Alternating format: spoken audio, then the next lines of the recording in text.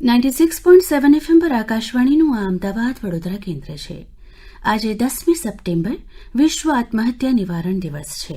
આને અનુલક્ષીને ગુજરાતના જાણીતા મનોચિકિત્સક ડોક્ટર પ્રશાંત ભીમાણીની મોલિન મુનશીએ લીધેલ મુલાકાત સાંભળશો. નમસ્કાર શ્રોતા મિત્રો, આજે 10મી સપ્ટેમ્બર સમગ્ર વિશ્વમાં આત્મહત્યા નિવારણ દિવસ તરીકે મનાવવામાં આવે છે. એની અવેરનેસ માટેની જાગૃતિ માટે તમે રોજ સવારે ઉઠો ને છાપું પકડો તો કોઈના કોઈ પાના ઉપર આવા આત્મહત્યાના સમાચાર તમને જોવા મળશે. 7મા માળેથી એક છોકરીએ પડતું મૂક્યું, આત્મહત્યા કરી લીધી. રાજસ્થાનમાં મેડિકલમાં અભ્યાસ કરતા ડોક્ટરે આત્મહત્યા કરી. કારણો અલગ અલગ હોઈ શકે, પણ આત્મહત્યાના આંકડા વધતા રહે છે. તો મિત્રો, આ આત્મહત્યા પાછળના કારણો શું હોય છે, કેમ આજકાલ આટલા બધા લોકો આત્મહત્યા કરવા મજબૂર બને છે, એ વિશે આજે ચર્ચા કરવા મારા આકાશવાણીના સ્ટુડિયોઝમાં ગુજરાતના બહુ જ પ્રખ્યાત સાયકોલોજીસ્ટ, મનોચિકિત્સક ડોક્ટર પ્રશાંત ભીમાણી ઉપસ્થિત છે. આજે આપણે એમની સાથે અંગે વાત કરીશું. પ્રશાંતભાઈ, આકાશવાણી સ્ટુડિયોઝમાં આપનું ખૂબ ખૂબ સ્વાગત છે. આભાર મૌલિનભાઈ. પ્રશાંતભાઈ, આજે આ આત્મહત્યા વિશે વાત કરવી છે. કેમ દિવસે ને દિવસે આટલી બધી આત્મહત્યા વધતી જાય છે? મૌલિનભાઈ, જે અત્યારનો જે ટાઈમ છે એને જ એજ ઓફ એન્ઝાઇટી એટલે કે તણાવનો સમય કહેવાય છે. લગભગ તમે જુઓ તો ભારતની વસ્તીમાં આપણે જોઈએ તો એક અંદાજ પ્રમાણે, સ્ટેટિસ્ટિક્સ પ્રમાણે દર 5મો વ્યક્તિ ચિંતા એટલે કે વિકૃત ચિંતાથી પીડાય છે, જેને અમે એન્ઝાઇટી કહીએ છીએ. અને ભારતની અંદર લગભગ 5.6 કરોડ જેટલા આઈડેન્ટિફાઈડ એટલે કે નિદાન પામેલા ડિપ્રેશનના દર્દીઓ છે. ઓહો. અને એટલું જ નહીં, પણ અત્યારે આ સ્થિતિ એટલી બધી ભયંકર થઈ રહી છે કે દિવસે ને દિવસે હરીફાઈ, ચડસા-ચડસી, રેટ રેસ, એકબીજાથી આગળ વધવાનું, અતિશય અવાસ્તવિક મહત્વાકાંક્ષાઓ, રિલેશનશીપના ઇશ્યુઝ, બીજા બધા તણાવ જે છે, આર્થિક સંકડામણ છે, એની સાથે સાથે મોબાઈલ એડિક્શન છે, બીજા વ્યસનો છે અને અનેક પ્રકારના માનસિક રોગો. આ ઘણા બધા એવા કારણો છે કે જેને કારણે દિવસે ને દિવસે આ સ્થિતિ, જે ચિંતાજનક સ્થિતિ છે, એ વધતી જાય છે. પ્રશાંતભાઈ, આને આપણે કંઈક થોડુંક એમાં સુધારો ના લઈ શકીએ કે આત્મહત્યાના આંકડા ઓછા આવે? ચોક્કસ મૌલિનભાઈ, આ ચિંતા કદાચ દરેક જાગૃત નાગરિકની હોઈ શકે, જે આપણે કહ્યું તે. અને વર્લ્ડ હેલ્થ ઓર્ગેનાઇઝેશનનો એક આંકડો તો એવું કહે છે કે લગભગ દર વર્ષે આખા વિશ્વમાં 8 લાખથી વધારે આપઘાત થાય છે. ઓહો. અને આ બહુ મોટી ચિંતાજનક બાબત છે. એટલે આપણે હવે ધ્યાન આપવું પડશે માનસિક આરોગ્ય તરફ. દિવસે ને દિવસે તણાવ વધતો જાય છે, પણ એના મૂળ, એના કારણો જે છે એના તરફ નજર નાખવાની જરૂર છે. અને આંકડો ચોક્કસપણે ઓછો કરી શકાય છે. આપણે જેમ કહ્યું તે પ્રમાણે જો આ દિશામાં વધારે અવેરનેસ અથવા જાગૃતિ આવે, એ દરેક કક્ષાએ હોય, સામાન્ય વ્યક્તિગત કક્ષાએ હોય, કોઈ સંસ્થાકીય કક્ષાએ હોય, સરકારના લેવલે હોય, પણ આ જાગૃતિ સ્કૂલોમાં, કોલેજોમાં અને દરેક લોકોમાં આવે કે બીજી બધી તકલીફોની જેમ, બીજી બધી સ્વાસ્થ્ય સમસ્યાઓની જેમ માનસિક સ્વાસ્થ્ય પણ એક બહુ મોટો પ્રશ્ન છે. અને ડિપ્રેશન અથવા આપઘાત એમાંનો એક મુદ્દો ખૂબ અગત્યનો છે. જો આ સમજણ આવશે તો હું માનું છું ચોક્કસપણે આપણે આંકડો ઘટાડી શકીશું. મને એવું લાગે છે કે પ્રશાંતભાઈ, જયારે આત્મહત્યા કરવા કોઈ વ્યક્તિ કે કોઈ સ્ટુડન્ટ જતો હોય તો એ ક્ષણ બહુ મહત્વની છે. બિલકુલ. એ વખતે જેને કોઈક સહારો મળી જાય અથવા કોઈ કાઉન્સિલર મળી જાય તો મને લાગે છે અટકી જાય. બિલકુલ, આપે બહુ સાચી વાત કહી. અને એના માટે જે કહેવત જાણીતી છે કે અણીનો ચૂક્યો 100 વર્ષ જીવે, એને અમારી ભાષામાં હોપલેસનેસ, લોસ ઓફ ઇન્ટરેસ્ટ, ડિપ્રેશનને એક્યુટ ડિપ્રેશન કહીએ છીએ. અને એવા સંજોગોમાં જે ઇમ્પલ્સિવિટી એટલે તરંગી આવેશમાં આવીને વ્યક્તિ કોઈ પગલું ભરવા જતી હોય છે, એવા સંજોગોમાં જો કોઈ વ્યક્તિ એને સાંભળનાર મળી જાય, જો કોઈ વ્યક્તિ એને બહુ જ શાંતિથી સમજનાર મળી જાય, તો એ આપઘાત ચોક્કસપણે ટળી જાય છે. અને આમાં હું એક બહુ ઇમ્પોર્ટન્ટ વાત કહીશ કે જ્યારે કોઈ વ્યક્તિ આવી આપણને વાત કરે કે મને આવા વિચારો આવે છે કે મારે મરી જવું છે, એવી કોઈ વાત કરે, ત્યારે એને અવગણવી જોઈએ નહીં એ વાતને. અને ઘણા બધા લોકો એવી કહેવત પણ કહે છે કે બહુ તારામાં હિંમત હોય તો કરીને બતાવો, ખાલી ખાલી વાતો કરે છે. આ વાત બહુ ડેન્જરસ છે, આવું ન કરવું જોઈએ. એવું છે ને કે ભાઈ ગાજા મેં વરસે નહીં, પણ એવું આમાં નથી હોતું. આની અંદર જો કોઈ વ્યક્તિ એક વખત એવું કોઈ સિગ્નલ આપે તો ચેતી જવાની જરૂર છે. કદાચ બની શકે કે આપણે એવું ઈચ્છીએ કે ખોટું હોય, પણ ઘણી બધી વખત એ સાચું જોવા મળે છે. અને આજે નહીં તો કાલે વ્યક્તિ એ દિશા તરફ જાય છે. અચ્છા, તો એક ખૂબ મહત્વની વાત કહી કે આપણી આસપાસ પણ અમુક એવા લોકો હોય કે એ કદાચ ભવિષ્યમાં આત્મહત્યા કરે, પણ તો એવા લક્ષણો કેવા કે જેથી આપણે એને એક મનોચિકિત્સક સુધી પહોંચાડી શકીએ?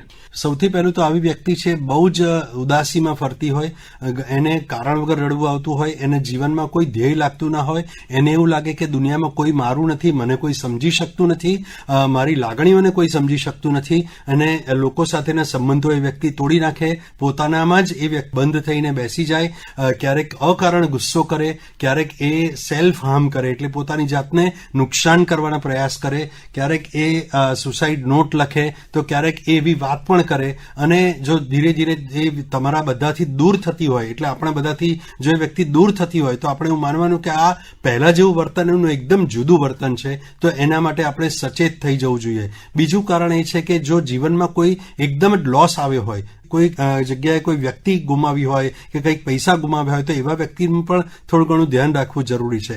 ઘણી બધી વખત આપણે એ રીતે પણ ઓળખી શકીએ કે વ્યક્તિ નોર્મલપણે જે વર્તન કરતી હોય એના કરતાં બહુ જ આવેશભર્યું તરંગી વર્તન કરે, જેને સુડો હેપીનેસ એટલે કૃત્રિમ પ્રકારના આનંદમાં રહે, વધારે પડતા આનંદમાં રહે, તો પણ એ મૂડ સ્વિંગ્સનો આ પ્રોબ્લેમ કહેવાય, જેને અમે બાયપોલર મૂડ ડિસઓર્ડર કહીએ છીએ. તો આવી બધી તકલીફો છે, major depressive disorder, bipolar mood disorder, personality disorder, આ અનેક પ્રકારના અલગ અલગ રોગો છે જેમાં વર્તન એકદમ જ અચાનક વ્યક્તિનું બદલાઈ જાય. તો એવા સંજોગોમાં આપણે સચેત થઈ જવું જોઈએ. આત્મહત્યા કરતા વિચારવાળા પેશન્ટ આપની પાસે આવે તો આપ એનું માનસ પરિવર્તન કઈ રીતે કરો છો કે નોર્મલ લાઈફ પછી જીવે? પહેલા તો આવી વ્યક્તિને આઈડેન્ટિફાઈ કરાવવામાં આવે છે કે જે કંઈ પણ લક્ષણો છે એના કારણ કયા છે. કારણો 3 પ્રકારના હોય છે. એક બાયોલોજીકલ કારણો હોય, બીજા સાયકોલોજીકલ હોય એટલે કે મનોવૈજ્ઞાનિક હોય, અને ત્રીજા સામાજિક કે સોશિયલ હોય. બાયોલોજીકલ કારણો એટલે શરીરની અંદર રહેલા કેટલાક કેમિકલ્સ છે જેને અમે ન્યુરો ટ્રાન્સમીટર્સ કહીએ છીએ. આ જે ચેતા પ્રસારકો કે ચેતાના જે રસાયણો છે એના પ્રમાણમાં ફેરફાર થવાથી વ્યક્તિને ઉદાસીનતા અનુભવાય છે. ઘણી બધી વખત આપણે જોયું હશે અત્યારે વાદળછાયું વાતાવરણ હોય તો એવા સંજોગોમાં કેટલાક લોકોને કારણ વગર ડલનેસ અનુભવાય છે. તો આ બધું જે છે એ શરીરની અંદર રહેલા રસાયણોમાં થતા ફેરફારના કારણે અનુભવાય છે. તો એ બાયોલોજીકલ કારણ છે કે જેની અંદર સિરોટોનિન છે, ડોપામિન છે, એપિનેફ્રિન છે, નોરએપિનેફ્રિન છે, આ બધા અલગ અલગ નામ છે. આ રસાયણોના પ્રમાણમાં ફેરફાર થાય તો પણ વ્યક્તિને ડિપ્રેશન જેવું લાગે. ઘણી બધી વખત વારસામાં આ રોગ આવતો હોય છે તો એ વખતે પણ આવું લાગે. ક્યારેક એવું થાય કે જીવનમાં ઘટના એવી બની હોય, પ્રેમમાં નિષ્ફળતા મળી હોય, પોતે બહુ જ ઇમોશનલ ઇન્વેસ્ટમેન્ટ કરી દીધું હોય અને સામેની વ્યક્તિ એકદમ રિજેક્ટ કરે, એકદમ તિરસ્કાર કરે, ત્યારે દુઃખ થાય. ઘણી બધી વખત પેરેન્ટ્સ તરફથી, માતા પિતા તરફથી કંઈક અપેક્ષા બહુ બાળકમાં ઉપર રાખવામાં આવી હોય પણ બાળક એ પરીક્ષાના પરિણામ સ્વરૂપે પાછું ન આપી શકે અથવા પરીક્ષામાં માર્ક્સ બરાબર ન આવે. ઘણી બધી વખત આર્થિક રીતે દેવું થઈ ગયું હોય, એવું થાય કે આટલા પૈસા હું આટલા સમયમાં કેવી રીતે પાછા ચૂકવીશ. તો આ બધા જે છે એ બધા સામાન્ય સંજોગોના કારણો છે. આ મનોવૈજ્ઞાનિક કારણો છે. અને સોશિયલ કારણ, ઘરમાં ઝઘડા થાય, ઘરની અંદર સોશિયલી કોઈક કસ્ટમ કે કોઈ રિવાજના કારણે કોઈને કમ્પલસરી કંઈક કરવું પડે ત્યારે પણ કેટલાક લોકો છે એ આપઘાત કરતા હોય છે સામાજિક કંકાસથી કંટાળીને. એટલે આ બધા એના કારણો છે. એક કારણ એવું છે કે જેને ટેક્સ્ટબુકમાં પણ ચર્ચા નથી મૌલિનભાઈ, અને એક કારણ એવું છે જેને અમે પોલિટિકલ સુસાઇડ કહીએ છીએ. એટલે ધારો કે જયલલિતાનું મૃત્યુ થયું તો એના પછી કેટલા લોકો મરી ગયા. હવે એમાં આ કોઈ જ કારણ નહોતા, પણ એ કંઈક જુદું જ છે. એને હું આ રીતે ઓળખું. પણ પ્રશાંતભાઈ, મને એમ લાગે છે કે તમારી જે આ કામગીરી બહુ અઘરી છે, કારણ કે આટલું જે એક્સ્ટ્રીમ પોઈન્ટ ઉપર જે વિચારતો માણસ હોય અને એને સાથે તમારે વાત કરીને એનું કાઉન્સેલિંગ કરવું, તો એ તમારી મને લાગે છે કામગીરી સાયકોલોજીસ્ટની એક પડકારજનક લાગે છે. હા, એટલે તાલીમ છે, અનુભવ છે, આ બધાથી ધીરે ધીરે એ સ્થિતિ મેળવી શકાતી હોય છે. અને ઘણી વખત છે તે અમે તો દરરોજ લોકો પાસેથી શીખીએ છીએ, કારણ કે જે આવે છે એ પણ અમને ઘણું બધું શીખવાડી જાય છે. પણ જે આપણે આગળ વાત કરતા હતા કે આ લોકોની શરૂઆતમાં મનની વાતો જે છે એ ધીરે ધીરે એક સરસ વિશ્વાસનો સંબંધ ઉભો કરીને પછી કઢાવવામાં આવે છે. અને એને અમે રેપો, સાયુજ્ય કહીએ છીએ. આ સાયુજ્ય થાય પછી વ્યક્તિ પોતાના મનની વાત કહેતી થઈ જાય, એને ખબર પડે કે આ ડોક્ટર છે એ નોન ક્રિટિકલ છે, નોન જજમેન્ટલ છે, મારી ટીકા નહીં કરે, હું જે કહીશ તે બધું સ્વીકારશે. એ પછી પોતાની વાત કહેતું થાય છે. વ્યક્તિને એને એવી ખાતરી થાય કે આ વાત મારી ખાનગી રહેશે. એ પણ બહુ અગત્યનું છે. અમારે ત્યાં આવનાર કોઈ પણ વ્યક્તિની કોઈ પણ સમસ્યા હંમેશા ખાનગી જ રહેતી હોય છે. પણ પ્રશાંતભાઈ, અત્યારે તો જમાનો ખૂબ આગળ વધ્યો છે, છતાં આજની તારીખે પણ ઘણા આવા જે દર્દી હોય, જી. આવા લક્ષણ ધરાવતી વ્યક્તિ હોય, એ મનોચિકિત્સક પાસે જતા, એના ક્લિનિકે જતા ગભરાય છે. બિલકુલ. એને એમ થાય કે બીજા કોઈ જોઈ જશે જી. તો શું કહેશે કેમ. તો એ સ્થિતિ મને લાગે છે સુધાર આવવો જોઈએ. હા, બિલકુલ મૌલિનભાઈ, આ તો બહુ સામાન્ય પ્રશ્ન છે. કારણ કે આજકાલ લોકોમાં સોશિયલ સ્ટિગ્મા એટલે કે સામાજિક સંકોચ બહુ છે કે હું તો કંઈ પાગલ છું તો મારે જવું પડે ડોક્ટર પાસે. પણ ભાઈ, એ વાત સાંભળવાની એ છે કે તમને જેમ શરીરમાં રોગ થાય, જેમ હૃદય રોગ થાય, જેમ હાડકામાં તકલીફ થાય, પેટમાં તકલીફ થાય, એવી જ રીતે મનને પણ તકલીફ થાય. તો એના માટે, એ રોગ માટે, મનના રોગો માટે મનના ડોક્ટર પાસે જવું પડે અને એની ટ્રીટમેન્ટ લેવી પડે. એમાં કોઈ જ નીચું થઈ જતું નથી, કંઈ જ ખરાબ થઈ જતું નથી. ને બધા લોકો જે પાગલ શબ્દ વાપરીએ છીએ બહુ ખોટો છે, એવું હોતું નથી. કદાચ 1 થી 2% લોકોની અંદર જ બહુ જ મોટા પ્રમાણમાં વિકૃતિ હોય છે. બાકી મોટા ભાગના લોકો બહુ સામાન્ય પ્રશ્નોથી પીડાતા હોય છે, જેમ કે ચિંતા છે, ડિપ્રેશન છે, અનિદ્રા છે, ઝઘડા થવા, આ બધી વસ્તુઓ, પ્રોબ્લેમ છે, એ બધા બહુ સામાન્યપણે ફેલાયેલા છે. એટલે એમાં એવું જરા પણ માનવાની જરૂર નથી કે મને કોઈ મોટી માનસિક તકલીફ થઈ ગઈ છે. એની બદલે જો વ્યક્તિ શરૂઆતમાં જ જો સંપર્ક કરે તો એને મોટો પ્રોબ્લેમ થતો અટકાવી શકાય છે. પ્રશાંતભાઈ, એક છેલ્લો પ્રશ્ન પૂછવાનું મન થાય છે કે આપણો કાર્યક્રમ સાંભળી રહેલા આપણા જે શ્રોતા મિત્રો છે, અને એમાંના કોઈ વ્યક્તિ કે શ્રોતા આવા લક્ષણો ધરાવતો હોય, તો એને કોઈ ટિપ્સ આપશો કે એને શું કરવું જોઈએ? જેમ કે તડકામાં બેસવું જોઈએ કે ચાલવું જોઈએ, એવી કોઈ? હા, ચોક્કસ. હું ઝડપથી એ ટિપ્સ આપી દઉં મૌલિનભાઈ. પહેલું તો એ છે કે જો વ્યક્તિ રોજનું ઓછામાં ઓછું 45 થી 60 મિનિટ ચાલવાનું શરૂ કરે તો આપણે જે આગળ રસાયણોની વાત કરી, બોડીમાં એ રસાયણોનું લેવલ ધીરે ધીરે ઉપર આવે છે, નોર્મલ થાય છે. બીજું, યોગથી બહુ જ ફાયદો થાય છે. જો વ્યક્તિ યોગ કરે તો પણ એનું શારીરિક માનસિક બંને સ્વાસ્થ્ય બહુ ઝડપથી સુધરે છે.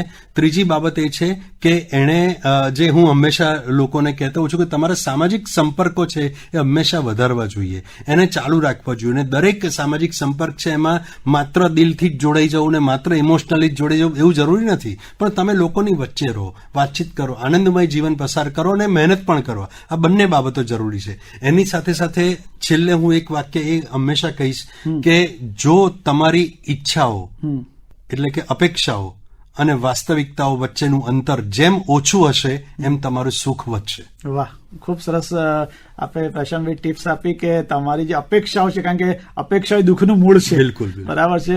કારણ કે આજકાલ દરેકને સચિન તેંડુલકર થવું હોય, દરેકને કોઈ મોટી પોસ્ટ ઉપર જોઈને એમાંથી જ પછી ડિપ્રેશન જન્મ લે છે. એ પણ એક કહેવા માંગુ છું કે ખોખલા મોટિવેશનથી દૂર રહેવું જોઈએ. આપણી વાસ્તવિકતા પર ધ્યાન આપીને આપણી શક્તિઓ અને લિમિટેશન પ્રમાણે કામ કરવું જોઈએ. અને જે આપે કહ્યું તે પ્રમાણે થોડા સ્પિરિચ્યુઅલ પણ થઈએ ને તો ચોક્કસ ફાયદો થાય છે. તો આજે ખૂબ જ ગંભીર વિષય ઉપર પણ ખૂબ સરસ વૈજ્ઞાનિક રીતે આપણે ચર્ચા કરી. અને જેને પણ કોઈ આવા લક્ષણ હોય એ નજીકના જે પણ કોઈ મનોચિકિત્સક હોય, પ્રાથમિક આરોગ્ય કેન્દ્ર કે સિવિલ હોસ્પિટલ કે ક્યાંય પણ હોય, તેની ચોક્કસ સલાહ લે, ડર્યા વગર, સંકોચ વગર, તો ચોક્કસ આપણે એમનું જીવન બચાવી શકીશું.